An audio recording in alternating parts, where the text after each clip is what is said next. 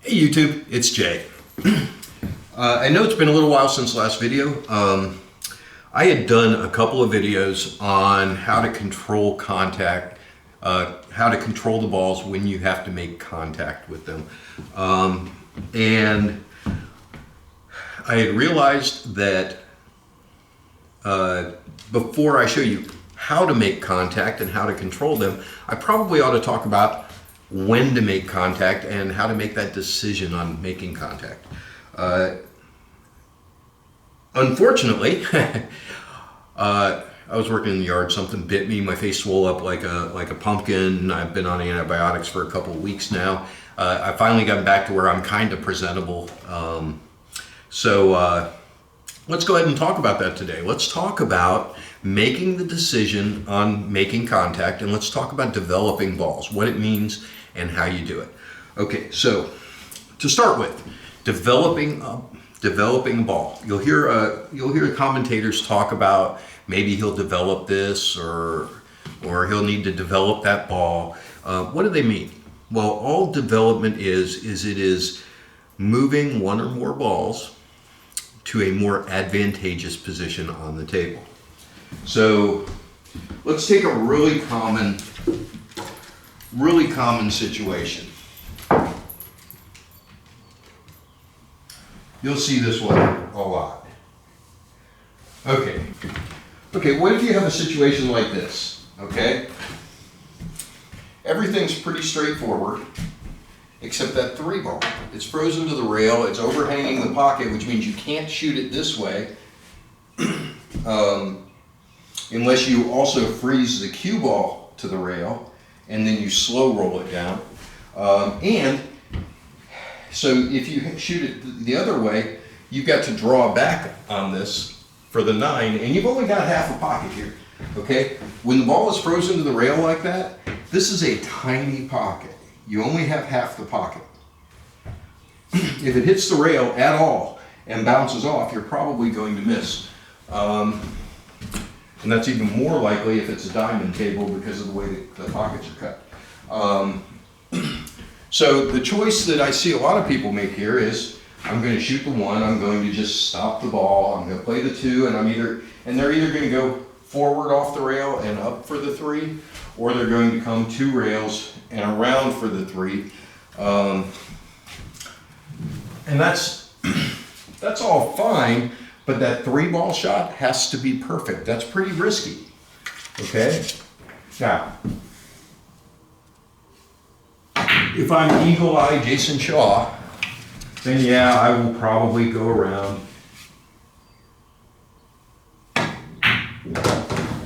and get on this side of the 3 and shoot it up the table, right? Does that look like a great shot to have to shoot right here? And you've got to stop it or draw back a little bit to get on the 9? Probably not. So what would I do in this case? Let's set this back up.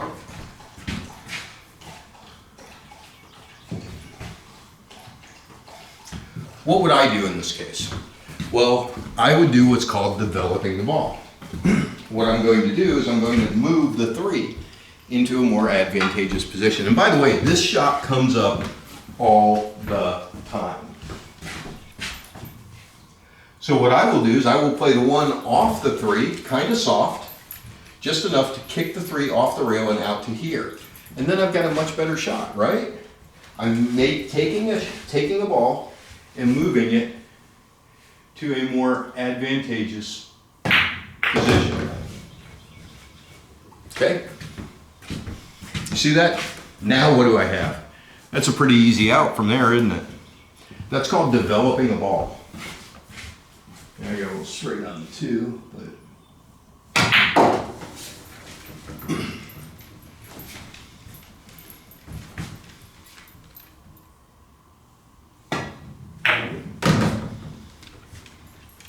that was a heck of a lot easier than the other way, wasn't it?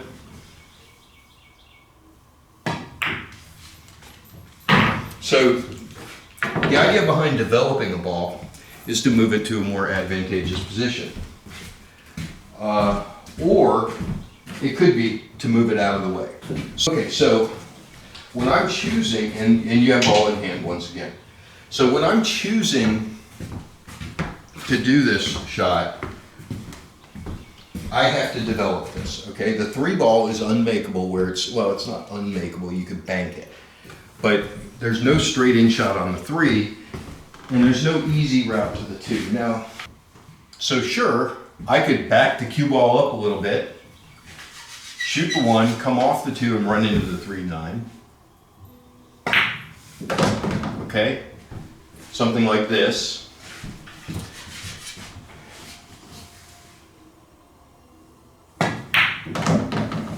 Oh, I missed it. And that's the problem with doing it that way. The problem with doing it this way is that you only get 1 shot at fixing that problem.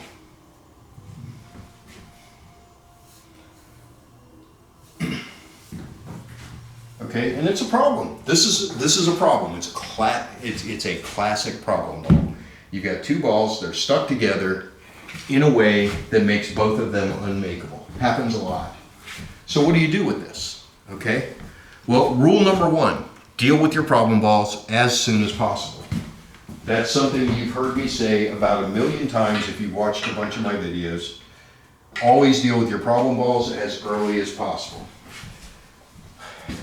Number 2, it is preferable to have the cue ball stop on contact than to run it around the table. So in this case, let's think about this.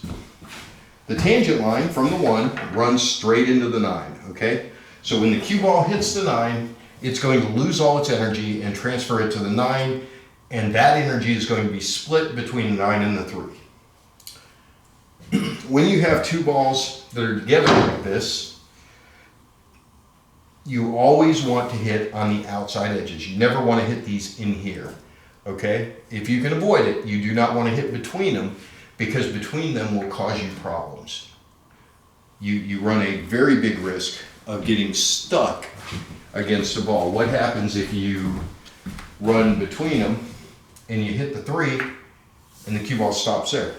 You broke it out, but you kind of hooked yourself, right? So you always want to hit on the outside edges, and we'll talk about that at length in the next video when we talk about controlling contact. The main thing to know here is that if I'm going to control contact for a ball with balls that are not next in line, okay, if this was the 2 ball, I would play this differently, and we'll talk about that in controlling contact as well. But because neither one of these is my next ball, my goal is to make the cue ball only do what it absolutely has to get a shot on the 2. Okay, so for me, this is an easy stun shot. Let the 9 move out of the way, the 3 moves out of the way that way, and I get a straight shot at the 2. I don't want to hit this too hard, I just want to move them out of my way and get them separated. So you see that? I didn't have to hit it real hard. I didn't have to move those all over the table. All I did is move them enough to make sure that I could hit the 2. Always look for a way to hit them. If you're going to make contact, if you're going to develop a ball, always look for a way that involves the cue ball stopping in position for the next shot. Sounds kind of basic, but it's not. What if my 2 ball is way down here? Let's say it's over here somewhere, right? How do you break those up and get on your 2? Well, we're going to talk about this in another one that's a more advanced video about controlling the cue ball post hit on contact like this. But basically, the short version is, if I hit this with no English, you saw it hits the 9, these 2 split up, and the cue ball just basically stays right there. Okay? Well, I need to move down the table. So I can either use top or bottom, and in this case, what I want to do is use bottom because I want to make sure I hit the outside edge of the 9. If I use top, I'm running into the 3. If I use bottom, I'm going to run into the 9, right? So I'm going to use bottom and I'm going to hit the 9, and then I'm going to draw off the 9 to come down here. And you don't have to hit this really hard to do it. You see that? Okay. I made sure that I got to where I had a shot on my next ball. And basically, what you're doing is you're pretending that the cue ball is at the contact point, right? So with this shot, what I'm doing is I'm pretending that the cue ball is here, and I'm shooting into the 9 and drawing up the table. Okay? That's what I'm doing. I'm just pretending like my ghost ball is there and shooting into it and drawing up the table. Of course, because I'm drawing off of that, it's actually to the left a little bit more, so it's not a straight into it draw, it's more of a tip the top draw, like this. Does that look familiar? Kind of like that one better because I sent the 3 down here. So when you're talking about developing a ball, I'm not going to give you the 10 things to do when developing balls. That's all clickbaity. I hate it. Let's talk about another one. Okay, let's talk about something like this. Okay.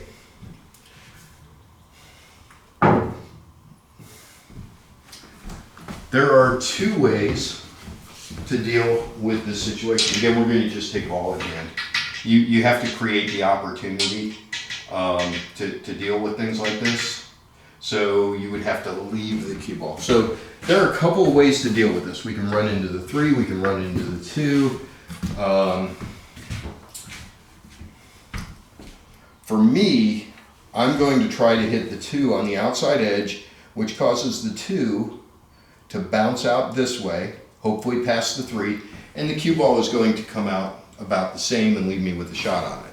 Okay, that's how I would deal with this particular situation.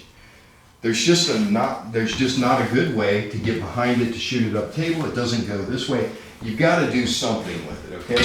So choices, you can run into the 3 and then shoot the 2 up there. Again, 2 is frozen to the rail, not a great shot to go up the table with. You can run into the 3 and try to bounce into the 2. It's viable. There's a bunch of ways to deal with this, and again, we'll talk about most of those in contact, but the short version is you have to develop the 2. Okay, you don't have a choice here. Even if that 2's up here, okay? If that 2's up here, yes, I can slow roll the 1 behind it, okay, and shoot it up the table. I don't like that shot. I don't want to shoot that shot. I frankly don't practice that shot because I don't want to shoot it. So for me, rather than just rolling in and rolling behind it, I would rather roll into it and make a little bit of contact. And in this case, I would want to contact away from the intervening ball. So I like following into it. Some players don't like following into this. Some of them would rather stun down to the end rail and up and bump it. That's perfectly legitimate. I think it takes more work than the follow. But on the flip side, a millimeter of difference on this hit will be the difference between hitting that ball and not hitting that ball. So if you're really confident with follow, you can use follow here. It is not 30 degrees. Forget about the peace sign. That's not going to help you in this case. If you're not confident with it, you can give yourself a little bit of an angle and go down to the end rail and roll up into it. A lot of players will say that that's a better choice. I do like that it's coming up the funnel towards the 2, but you're still going to have to make that tough shot down the rail unless you make contact. So if you make contact, you're good. Okay, so we made contact with the 3 and we've actually made contact with the 2 as well, and now we've got a shot. Okay, that worked out pretty well. But for me, I like the follow shot here. Again, that's because I see these angles pretty well, and so I know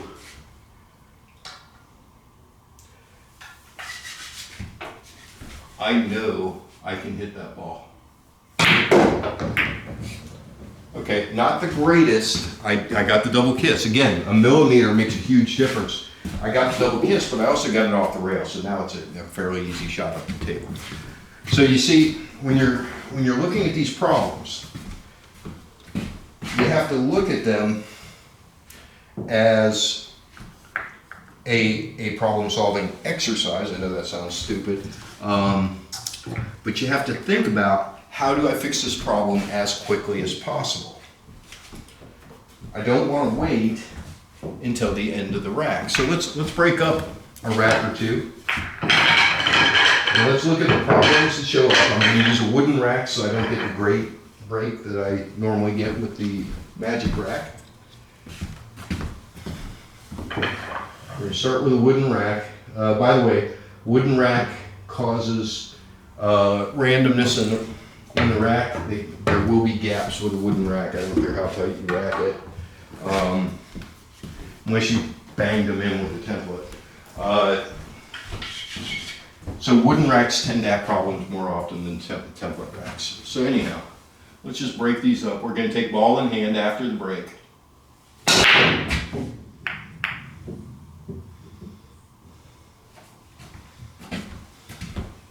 All right, where's our problems? Funny thing, the only real problem is the 3 ball and getting to the 4. It's kind of ugly, actually.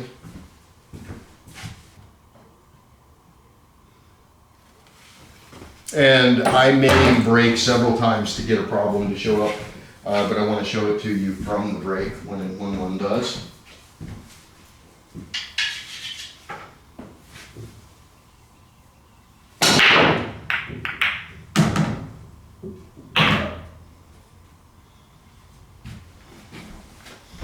Taking ball in hand.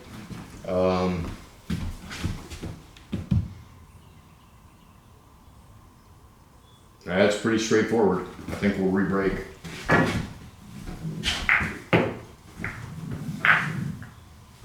Basic run there.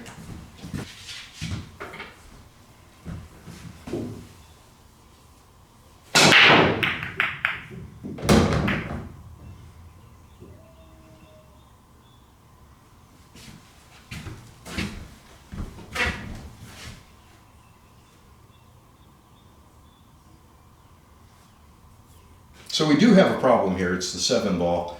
But you know, if it's me, when I get to the 5, I'm just gonna either roll forward to the side and roll the cue ball up here and play the combination. 7-9 combination, it's too easy. Let's try this again. So that was an example of one where you would not develop it, because there's an option that wins the game without touching it.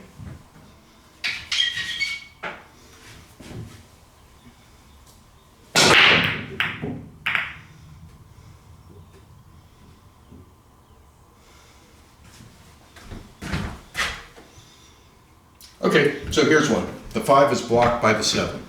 7 ball's got enough of the 5 that it can only hit about here. So we've got to do something here, or we have to roll forward and shoot the 5 here. In this case, I would just shoot the 3, leave the cue ball right over here somewhere, or even out here somewhere, and shoot the 4 down and just follow, leave the cue ball here and shoot the 5 that way. So even though the 5's a problem, there's no need to develop it here. You do have an open pocket, and you do have a key ball to that shot. Remember, a key ball is a shot before a shot. So the key to this is getting position on the 4 where you can follow down to here. And if you don't, then you're going to play safe somehow down here. So again, not going to develop that.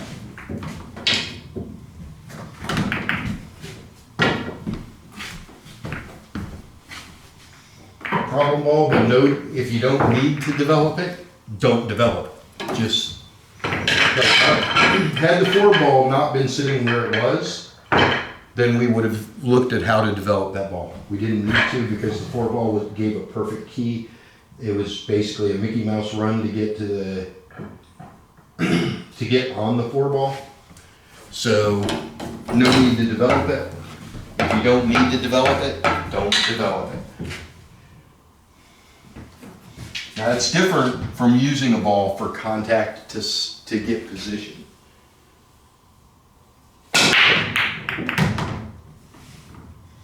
Let's see what we got here. Another Mickey Mouse run.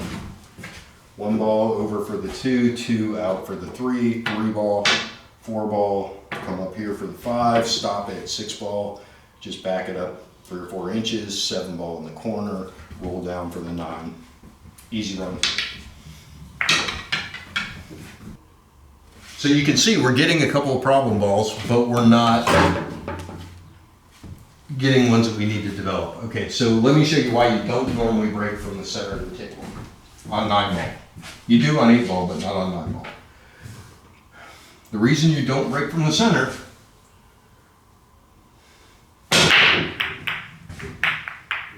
is that it's much more prone to having problem balls. See the 2 and the 4? That's a problem. And it's a big problem because the 2 is next. So this is the situation you don't want to be in. The good news is you're not going to have to shoot it, you're pushing. So in looking at this, would I develop the 2? And the answer to that is no. Well, I would, but not the way we're talking about. So how would I do this? I would roll out to somewhere in here. I would shoot the 2 so that it banks around the 7, and I'd leave the cue ball tucked up behind the 4. See that the center of the table, I broke from the sides like 4 times and had 4 or 5 times and had no problems. But I broke from the center once and I immediately had a problem.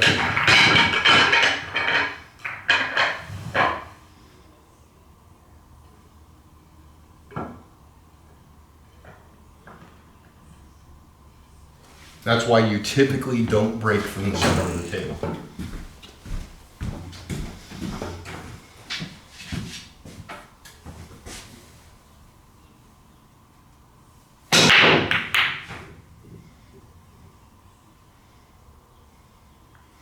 Okay, problem here. So developing that is actually really tough because I've got the 1 and then I've got to get over, so I got to shoot off the 1 to get on the 2 in a way that I can break this out and have a shot. And there is a way to break that out, which is to get the cue ball over on this side so you can shoot it in and use the crossover drill. If you haven't seen that, it's a great drill. Niels Fayen, I'm not sure how you pronounce it, has put up there a drill where you practice going straight back and forth across the table. Well, this is an example of how you would do that, how and when you would do that. So the 3 ball is my next ball after the 2. I could try to do something to break it up right now off of the 1. If I do, I'm not going to have a lead. You always, when you're going to have to break something out around the table like this, you always assume the cue ball is going to stay where your cluster is, because you're going to be trying to hit it full. And when you do, your cue ball is going to stay here, and what's going to happen? You're not going to have a shot on the 2. So I wouldn't really worry about breaking this out. But if you wanted to try to develop it, you could try the crossover shot, shoot the 1 in, get over close to the rail, cut the 2 backwards, send the cue ball straight across, and you're going to want to make contact with the 3. Think about this. If the cue ball comes across and it contacts the 4, the 3 ball is going to go that way, and the cue ball is going to go this way. Okay, so you don't want to do that. You don't want to separate them. You want to keep them together. So you're going to hit the 2 and come across, and you're going to bump the 3. Now, unfortunately, there's traffic down here, so you're probably not going to get anything. Personally, I'm going to, in this case, I'm not going to develop this, what I'm going to do is I'm going to pull the cue ball up closer to the 2 so I've got a good shot. I'm going to shoot the 2 and try to come straight over like this to here. And then I'm going to shoot the 3 into the side of the 6, sending the 3 this way, and leaving the cue ball frozen behind the 4. So that would be my plan here. I'm going to take advantage of this cluster for safety because there's not a good way to break those up. And it doesn't go anywhere. The 9 ball's blocking the side, the 7 ball's blocking that side, 4 ball's blocking both of those corners. It's just not a good way to play that ball. I'm just going to get down here and shoot this to come across the table, back up a little bit. Okay. And then I'm going to shoot the 3 into the side of the 6, and I'm just going to stop the cue ball for that safety.